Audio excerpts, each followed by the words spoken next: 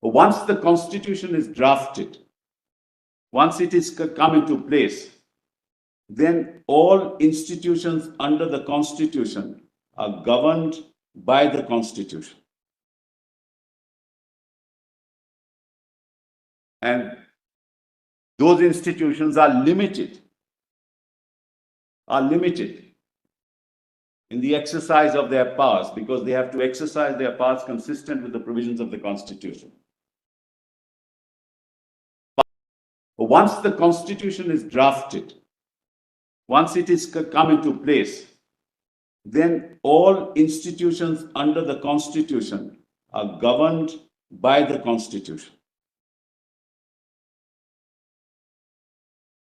And those institutions are limited in the exercise of their powers, because they have to exercise their powers consistent with the provisions of the Constitution. Parliament cannot convert itself into a constituent assembly.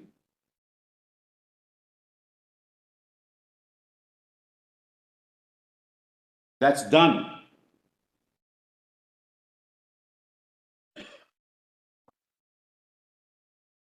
Today, the Indian Parliament can't say by a resolution that we are the Constituent Assembly. As a matter of law, they can't say it, because they are now cabined, cribbed, and confined by the provisions of the Constitution. They can't pass a law which is outside the list. They can pass a law under 254. If the state passes a law, it's repugnant. They must adhere to the basic features of the Constitution. They can't suspend, except in emergencies where external aggression, the fundamental rights of people. That also is limited under provisions of the Constitution. The executive can't do things which are contrary to the law, and the judiciary then declares the law. But no parliament can convert itself into a constituent assembly. And if you accept that proposition of law, it has enormous consequences for the future of my country.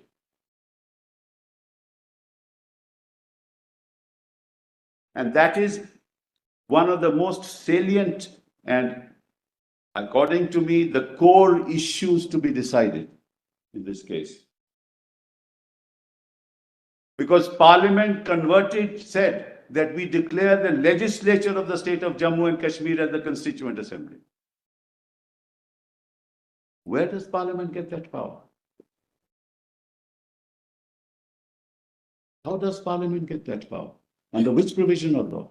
Not under 356.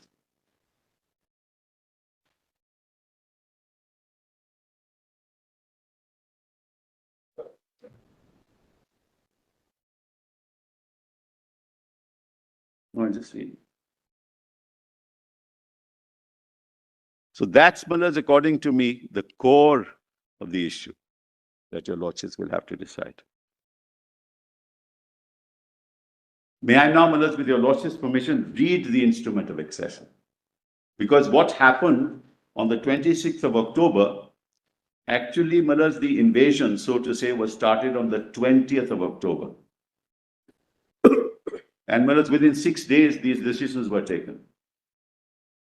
Because the invaders came, they were armed, they had guns, they would have run over the state.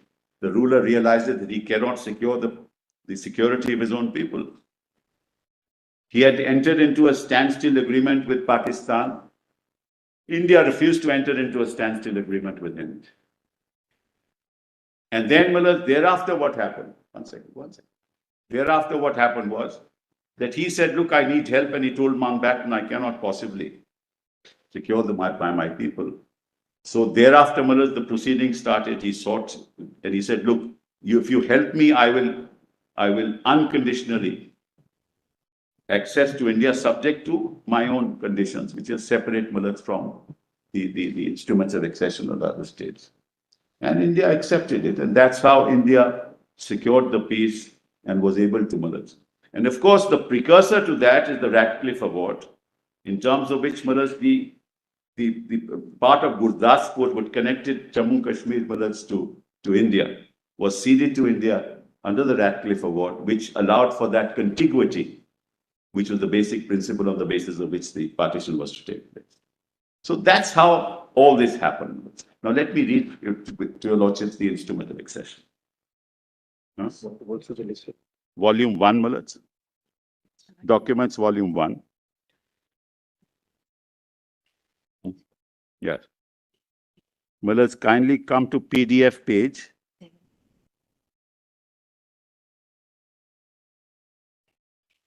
Yes. PDF page 7, offer of accession by Maharaja Hari Singh on 26th of October 1947. Okay.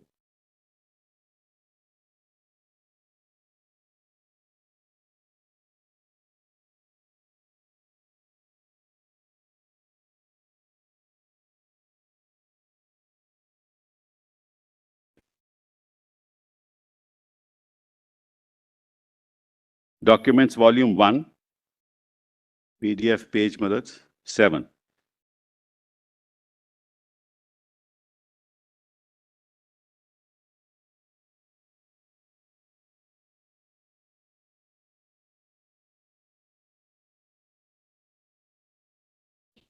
Yes, Malats. Volume 1, Malats, page 7.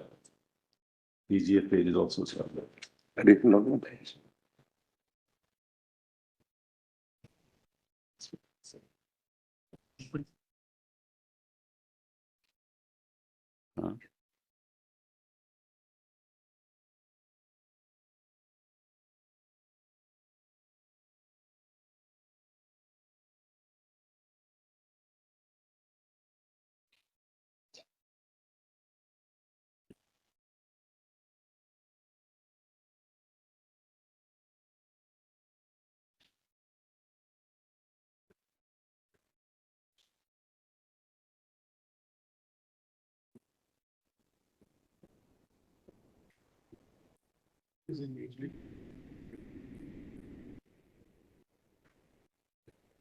Exactly. How the readers, because of the readers, you can't compute. Yeah, that is the right.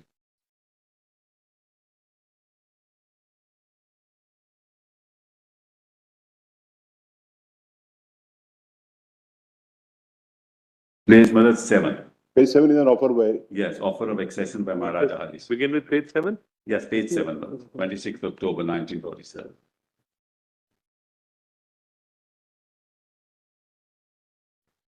Mr. Sibul, you are referring documents volume 1. Yes, volume 1. Volume. Page 7. It's open with Treaty of America. Yes. My Lord Mountbatten will that later.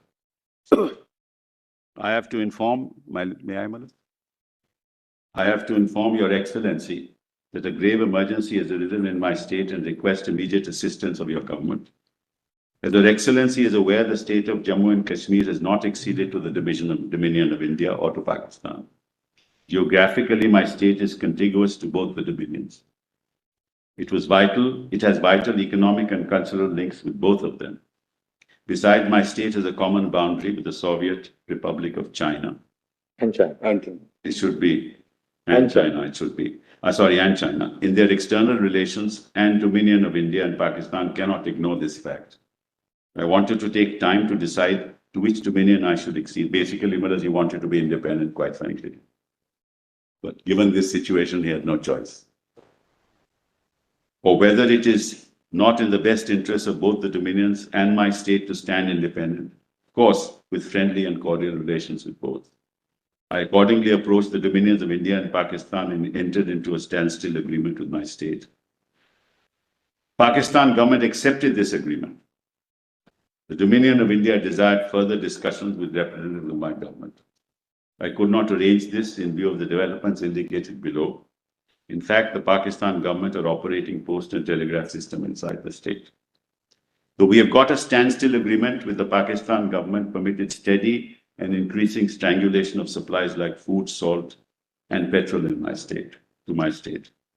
Afridis, soldiers in plain clothes, and desperados with modern weapons have been allowed to infiltrate into the state at first in Poonch and then in Sialkot.